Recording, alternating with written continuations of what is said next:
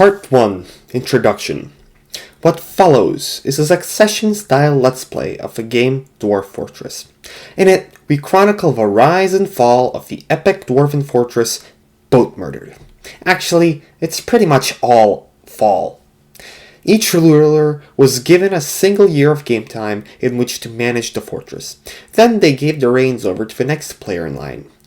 I have added the occasional editor's notes to clarify things, but mostly I stay out of the way. The madness surrounding Boatmurdered is quite apparent on its own, I feel. Official list of rulers.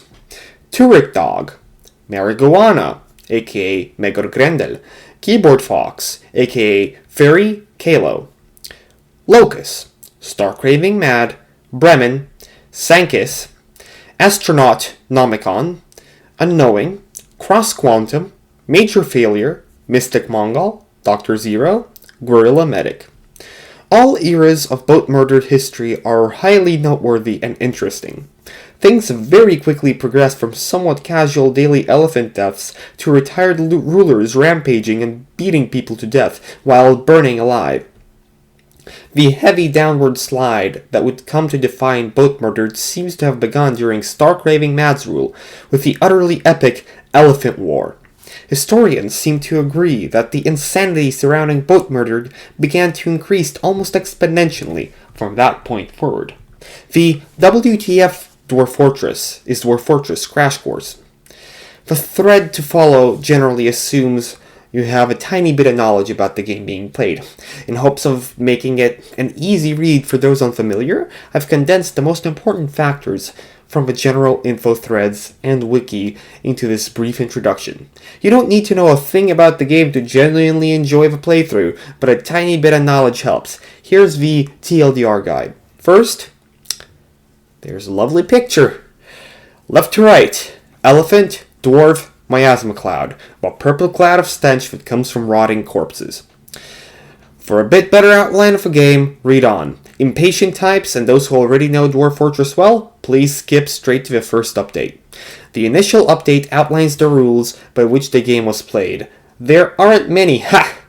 The second update is where we generate the world and actually get the ball rolling. What kind of game is Dwarf Fortress? In a nutshell, Dwarf Fortress is best described as a 2D based building game in the theme of Dungeon Keeper. The concept is simple, the graphics are simple, but the depth of the game is fairly awesome. Even more amazing when you realize it is all the product of a single-man gaming company. The dwarves you control are somewhat autonomous. They have likes, dislikes, and needs. While you can assign them specific duties and set basic orders, they have the minds of their own and will act according to how they feel. You can give them a job, but that doesn't always mean they'll do it right away. Injuries to all animals and dwarves are tracked, down to the internal organs and body parts. Dwarves have moods that are affected by the things around them. They can decide to throw a party for their friends, or they might stress out under strain and suddenly kill each other with little to no warning. Female dwarves occasionally get pregnant and, if they are exposed to trauma, say a goblin siege, they very well might miscarry. Sad thoughts caused by things of that nature can lead dwarves to tantrums or even suicide. You begin with 7 dwarves and scarce few supplies at the face of a mountain. Your only objective is to survive the elements while building yourself as cool a fortress as you possibly can before you inevitably die. Simple enough, yes? The game is displayed in a pseudo-ASCII style, which uses letters for objects in the game world similar to NetHack. I hear you groaning, but you'll quickly catch the hang of things. The players provide excellent explanation of what's going on in each screenshot. I've included a general key to some common items below, should you find yourself needing one. In the following shot, a bunch of dwarves are charging off to be trampled by elephants outside the fortress. The cliff face bisects the picture, with the outdoors on the left and the cliff interior on the right. Number 1. This section with the equal sign symbols marks a stockpile.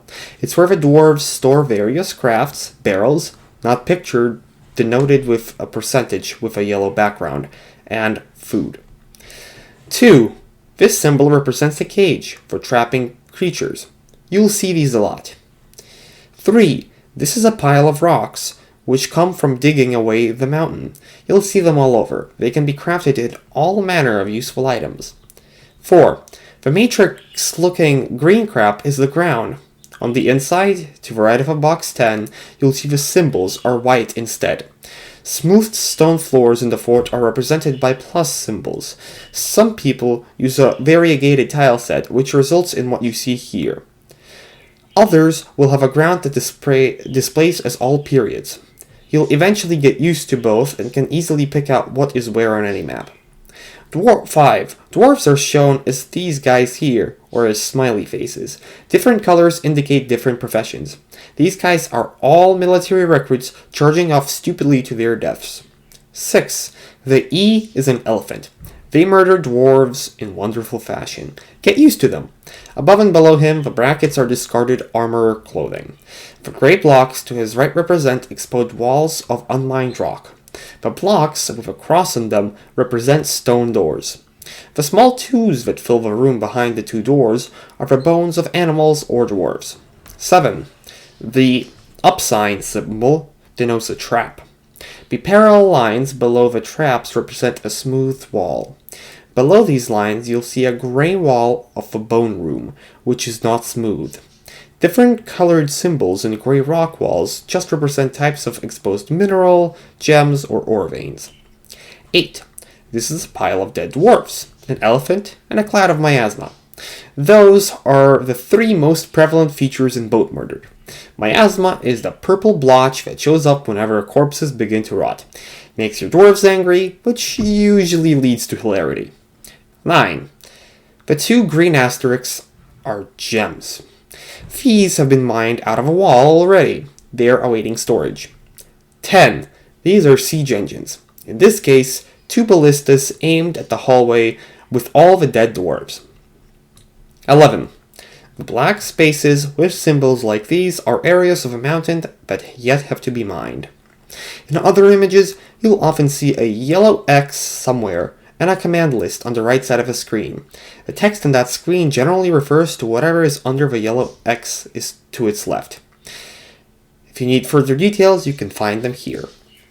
Below the video, I will include the link to this archive, so you will be able to access all of these links. Have you ever wanted to be a dwarf? Dig into mountain halls, and fear unholy amphibious undead elephants that scale walls and murder your entire family while you sleep? Your wait is over. Your dream is here. And that dream is the official Goon Dwarf Fortress Succession game. Rules. 1 year equals 1 turn. From spring of 1 year to the spring of the next, once you see the cherry green spring has arrived, text, save it, zip it, and get it to the next player. Upload it to rapidshare.com or something similar, and post the link to your save game to the next person can get it and begin. Feel free to break your turn up into a bunch of posts, but let's try and keep it moving along. Once it's your turn, you get a week from the time that the link has posted to take your turn. If you start but can't finish, your successor has the option to pick up where you left off and play the rest of your turn and there. If you don't start, then the old save game just goes to the old player. If you trash the fort to total, and I mean to total unplayability, e.g. magma flood, oh god, we'll revert to an old save, but overcoming setbacks is half of the fun, so hopefully we won't have to do this. Pretty much anything goes except for the following: using huge bridge hallways to kill demons / sieging armies, and 2. Things that make later turns totally unplayable, such as flooding the world, mining adamantine, or removing bridges in creative ways so that the pathing eats it and the bridges can't be reconstructed and the fortress descends into an orgy of violence and starvation. If you do this, we roll back to an old save and everyone gets dwarven blue balls, which are shorter but stronger than the regular variety, so nobody do this, please. If you want in on this, please post and include your email address so that I can get a hold of you. Read, nag you to take your turn, if need be. No email equals no play. We'll start with the current version, 22F, which, note, is a very old version, which is completely outdated by 2020 TF Fortress standards, but it's still fun. And use that until further notice. As updates happen, we'll use later versions, but please mention the version number when you post your save. Using new saves of old versions makes bad things happen. Mini FAQ. How to save game, please. Hit escape, then go down to save game. Once you've done that, go to your DF folder, then data directory, then the save directory.